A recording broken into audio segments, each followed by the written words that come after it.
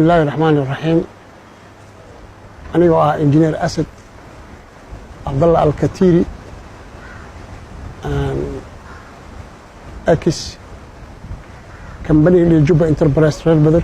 إدرس كل شيء. تاريخ ذي مركز هاد لابد يكون يتبني تدود بشي كواد يعني نكل عبد الفتاح عمر حراني إسلا وقت يصنعها أفاينك قبل كبنادر أيام قولي ككري قولي سيتو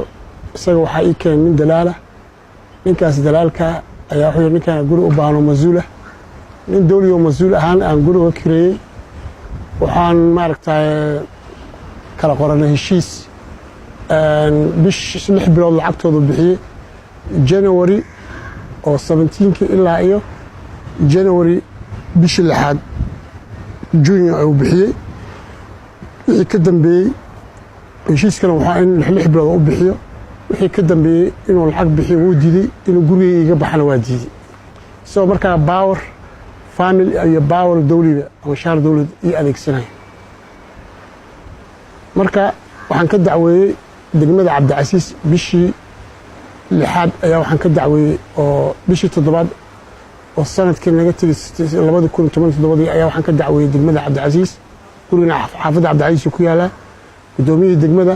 uu awoodi kari waayay xataa inuu suuqa keenaniyo isaga marka runta ka hadlo because markastaba anigu wuxuu dhigi jiray inuu bari dambe xagga tahay sidoo email daalinay isaga ayaa wuxuu iga dacweeyay saldhiga bari ee Ex Orientale xaafadda Cabdicasiis ayaa wuxuu iga dacweynayaa Cabdifataax Cumar Xalana saldhigii ninkuu u tagaayo wuxuu aanin saldhigaas degan wax badan degmada deganaa yaqaana guriyeen hantidan wuxuu u sheegay uu ka diiday wixii wax macquul ma aha dadkaasna waan aqaana waxa yeelaysa waxba kaagama ay dadaad wax guriyada maalgelin karto hanti ku sameyn karto ma waxa yeelaysa aniga ma yeeli karo isla maalinkaas oo stationka la iga wacay aan tagay oo ninkaas oo ii sheegay saas uu ku yiri wuxuu iga wacay haddana maxkamadda gobolka Banaadir isagoo warqada la keenay warqadii maxkamadda waxa biri imo biridii aan tagay dacwo uu isaga qorto oo ayaa la keenay leeyahay intaasoo $1,000 ayaa ninkan gurigiisa gashay ijaara ka gaartay saasaan yeelo wax noocaas camal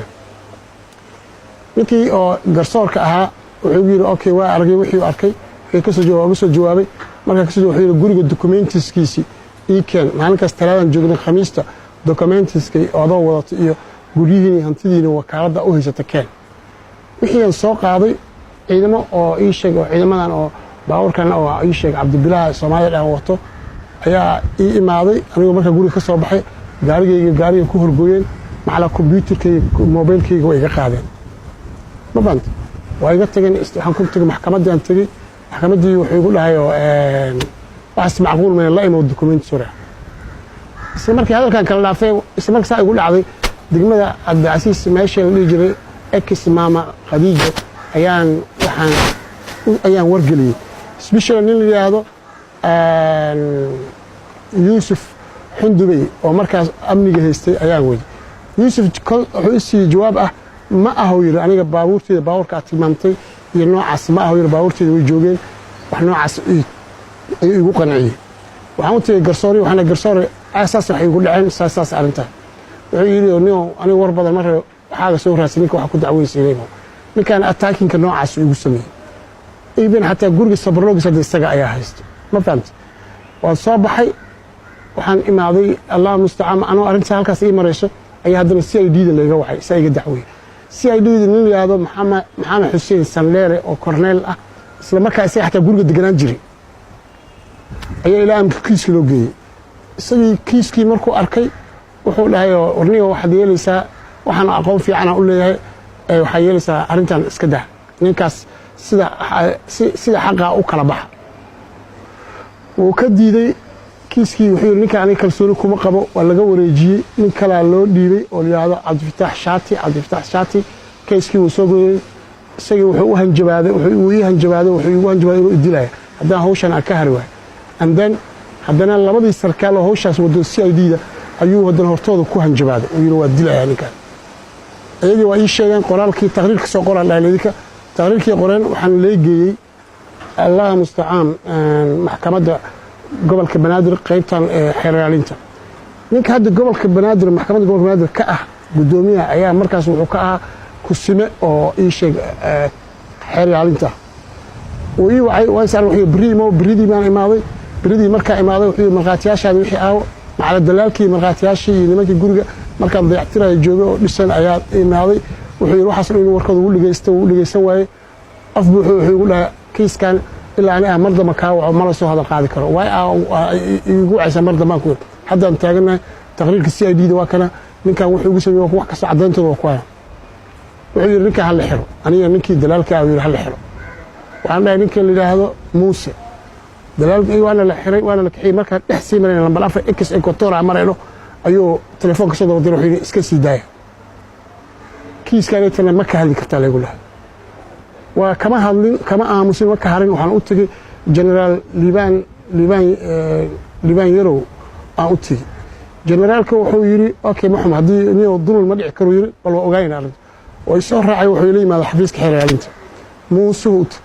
muusuu kiiskii ka soo qaaday nin la yidhahdaa sheekh xasan ayuu u dhiibi sheekh xasan wuxuu yidhi kiiskan adiga soo bar sheekh xasankii kiiskii markuu dhowr baris kasoo kii daba celinaya maalinka kale oo dhowr toban beri ka bacdi wuxuu igu dhahay waxaa yeelaysaa waxaan kuu soo diro nimankaasayte arrintan negotiation kala soo gal iskala soo heshiiye waxaan ku yidhi ninkaas niman ehelkiisaan kuusoo diriyo waxaan yidhi aniga wax eheliya ma rabo iyo wax laga galaayo dhexdhexaadan ma u baahni sharcigaasayte wuxuu qabaa in laygu fuliyo ama wax laygu fulishaana diyaar u ah wuxuu yidhi kiiskaaga markii dambe wuxuu yidhi maba aha madani kiiskaaga waxa dhacay oo dhan oo ilaa xoorigaanta CID wax u mar wax dhan qalad ay ahaayeen kiiskaaga madani waaye waxaan u gudbi yidhi maxkamadda gobolka banaadir goormuu dhahay 2 bilood ka bacdi ileeyahay marka uu hadalka imeermeeriyey oo aan meel wax ka qabto aan waaye iska aamusay aan 2 bilood ka bacdi wacay messagekii aan xataa u qoray waan hayaa 2 bilood waxay bishii agoosteed ma fahanti marka June iyo July wuxuu waaye jawaab waa siin waaye anaga ku wici doonay igu meermeerinayeen June iyo July way dhamaatay August ayaan la hadlay telefoon aan u diray ay qaban waayeen message aan u qoray waa iga soo jawaab waayay waa la joogay muddo ka bacdi haddana aan ku laabtay wuxuu igu dhahay kiiskaaga madani ah waxaan u wareejiyey maxkamadda Muuse weydiinaysaa Muusena waa ninkii anay dhahay oo ku xir hadda arrinta ka hadasho ma fahanti marka haddii sharci nidaam jiro waxaan ka codsanayaa dowladda Soomaaliyeed isbishada madaxweynaha ra'iisul wasaaraha wasiirka arrimaha gudaha duqa magaalada injineer Yariso hino uu garanaa injineer Yariso aniga nin injineer oo jaamiciyo ka baxay jaamacadda Gahayran ahaa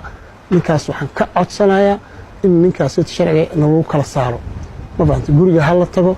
dariska hal la weydiiyo wixii qalad oo igu soo baxo yaana bun laygaga dhimin laakiin ninkaa wuxuu ii sheeganayaa awood dowladnimo iyo qabaa'il aniga nin yamani oo Soomaali muwalad carab Soomaali ayaan ahay ma fahanto dalkan Soomaali aabiis ku dhashay anina ku dhashay in fact wax dadka dowladda ku noolaan kara ama dowlad ku noolka ama dowladaha harsada ayaan ka mid ahay mi dadka awoodda la taagan banaanka la taagan mi sida hadda ninkan hadda koor wuxuu igu yiri xataa markaan wada hadal wuxuu igu dhahay adiga carab wax badan oo adduunyada ku leedahay ina xataa gabar igu dartaan ahayd kuma ina guri weydiisa xataa ma ahayn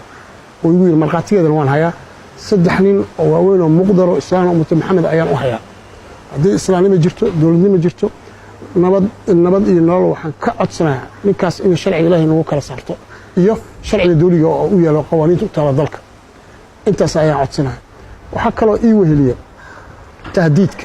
gurigayga xataa jidkiisa ma markaro adiga gurigayga iyo gurigaas labadeeda guri isku dhaweeyay agtiisada soo maray in shan xabood lagu dhufto ayuu amar ku bixiyay ragii joogo marqaatiga ka ahna waan hayaa waan keen karaa si uu leeyahay oo soo istaajin kara diilba la dhageysanayo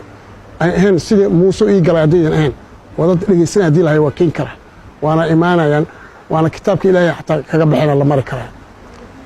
marka intaas ayuu codkay ugu koobayaa codsigayga waxa waaye wixii halayga sii wuxuu lacag u bixiyay waxa ugu dambeysay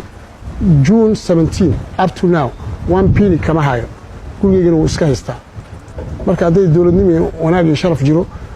waa in waxaan rabaa in dowladda ay si asxaano islaamnimo dowladnimo Soomaalnimo in waxayga ninka laga sii tahdiidkii ugu hayana laga la hadlo continue ciyaalkiisa staffka way soo wacaan hadda jidka maro ama ilmeyga ay maraan way soo wacaan waxay ku leeyahay waa ku dilayna leeyahay ama waa ku yeelayna waa ku sameeyna ma fahant marka hadduu sharci jiro nidaam jiro ninka isaga hal laga qabto waxayga hal laga qaado hana laga siiyo intaas oo bilood lacagna waa ku leeyahay